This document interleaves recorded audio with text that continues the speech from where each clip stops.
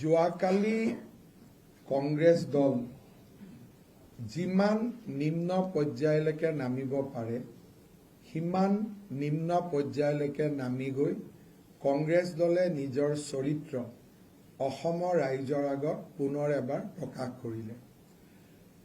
তৰুণ গগৈৰ সন্তান ইমান তললৈকে যে নামিব পাৰে তাক আমি কল্পনাও কৰিব পৰা নাছিলোঁ আৰু মই নিশ্চিত যে তেওঁলোকে যি ষড়যন্ত্ৰ কৰিছে সেই ষড়যন্ত্ৰ বিফলটো হ'বই। মই বিশ্বাস কৰোঁ যে আইনেও এই ধৰণৰ নিৰ্বাচনৰ আগত কৰা ষড়যন্ত্ৰৰ বিৰুদ্ধে কঠোৰৰ পৰা কঠোৰতম ব্যৱস্থা ল'ব।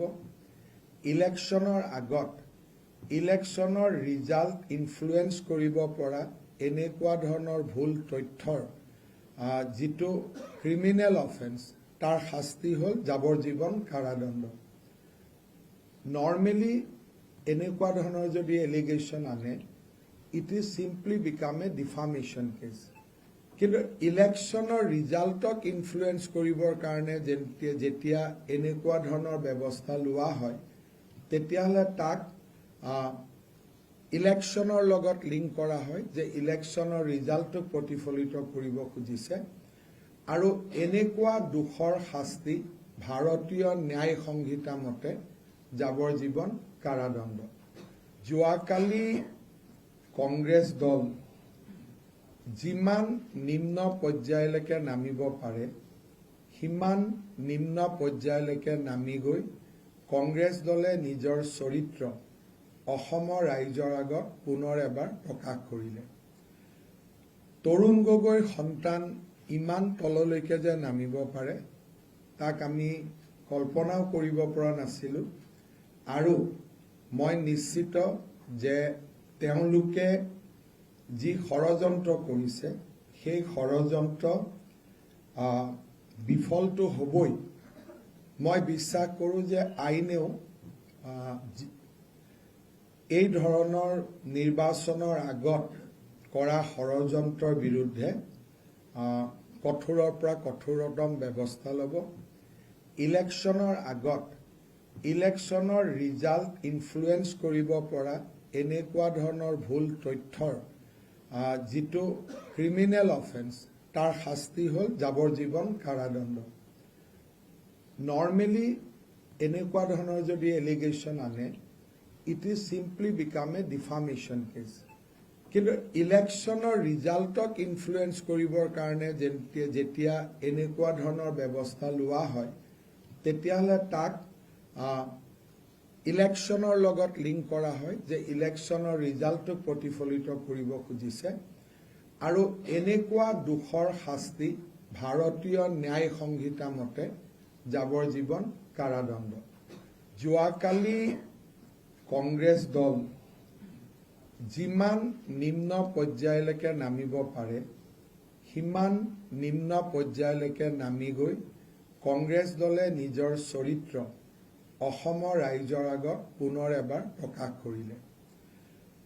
তৰুণ গগৈৰ সন্তান ইমান তললৈকে যে নামিব পাৰে তাক আমি কল্পনাও কৰিব পৰা নাছিলোঁ আৰু মই নিশ্চিত যে তেওঁলোকে যি ষড়যন্ত্ৰ কৰিছে সেই ষড়যন্ত্ৰ বিফলটো হ'বই। মই বিশ্বাস কৰোঁ যে আইনেও এই ধৰণৰ নিৰ্বাচনৰ আগত কৰা ষড়যন্ত্ৰৰ বিৰুদ্ধে কঠোৰৰ পৰা কঠোৰতম ব্যৱস্থা ল'ব।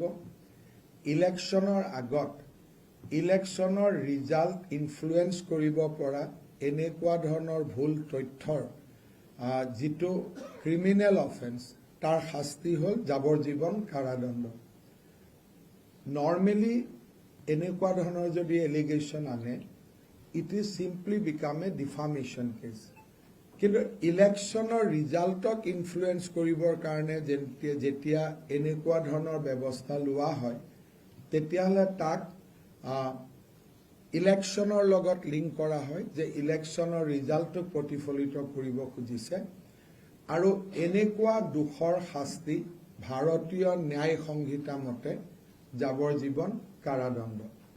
যোৱাকালি কংগ্ৰেছ দল যিমান নিম্ন পৰ্যায়লৈকে নামিব পাৰে সিমান নিম্ন পৰ্যায়লৈকে নামি গৈ কংগ্ৰেছ দলে নিজৰ চৰিত্ৰ অসমৰ ৰাইজৰ আগত পুনৰ এবাৰ প্ৰকাশ কৰিলে। তৰুণ গগৈৰ সন্তান ইমান তললৈকে যে নামিব পাৰে তাক আমি কল্পনাও কৰিব পৰা নাছিলোঁ আৰু মই নিশ্চিত যে তেওঁলোকে যি ষড়যন্ত্ৰ কৰিছে সেই ষড়যন্ত্ৰ বিফলটো হ'বই। মই বিশ্বাস কৰোঁ যে আইনেও এই ধৰণৰ নিৰ্বাচনৰ আগত কৰা ষড়যন্ত্ৰৰ বিৰুদ্ধে কঠোৰৰ পৰা কঠোৰতম ব্যৱস্থা ল'ব। ইলেকশ্যনৰ আগত ইলেকশ্যনৰ ৰিজাল্ট ইনফ্লুৱেঞ্চ কৰিব পৰা এনেকুৱা ধৰণৰ ভুল তথ্যৰ যিটো ক্ৰিমিনেল অফেন্স তাৰ শাস্তি হ'ল যাৱজ্জীৱন কাৰাদণ্ড। নৰ্মেলি এনেকুৱা ধৰণৰ যদি এলিগেশ্যন আনে it is simply become a defamation case. কিন্তু ইলেকশ্যনৰ ৰিজাল্টক ইনফ্লুৱেঞ্চ কৰিবৰ কাৰণে যেতিয়া এনেকুৱা ধৰণৰ ব্যৱস্থা লোৱা হয় তেতিয়াহ'লে তাক ইলেকশ্যনৰ লগত লিংক কৰা হয় যে ইলেকশ্যনৰ ৰিজাল্টক প্ৰতিফলিত কৰিব খুজিছে আৰু এনেকুৱা দোষৰ শাস্তি ভাৰতীয় ন্যায় সংহিতা মতে যাৱজ্জীৱন কাৰাদণ্ড। যোৱাকালি কংগ্ৰেছ দল যিমান নিম্ন পৰ্যায়লৈকে নামিব পাৰে সিমান নিম্ন পৰ্যায়লৈকে নামি গৈ কংগ্ৰেছ দলে নিজৰ চৰিত্ৰ অসমৰ ৰাইজৰ আগত পুনৰ এবাৰ প্ৰকাশ কৰিলে। তৰুণ গগৈৰ সন্তান ইমান তললৈকে যে নামিব পাৰে তাক আমি কল্পনাও কৰিব পৰা নাছিলোঁ আৰু মই নিশ্চিত যে তেওঁলোকে যি ষড়যন্ত্ৰ কৰিছে সেই ষড়যন্ত্ৰ বিফলটো হ'বই। মই বিশ্বাস কৰোঁ যে আইনেও এই ধৰণৰ নিৰ্বাচনৰ আগত কৰা ষড়যন্ত্ৰৰ বিৰুদ্ধে কঠোৰৰ পৰা কঠোৰতম ব্যৱস্থা ল'ব। ইলেকশ্যনৰ আগত ইলেকশ্যনৰ ৰিজাল্ট ইনফ্লুৱেঞ্চ কৰিব পৰা এনেকুৱা ধৰণৰ ভুল তথ্যৰ যিটো ক্ৰিমিনেল অফেন্স তাৰ শাস্তি হ'ল যাৱজ্জীৱন কাৰাদণ্ড।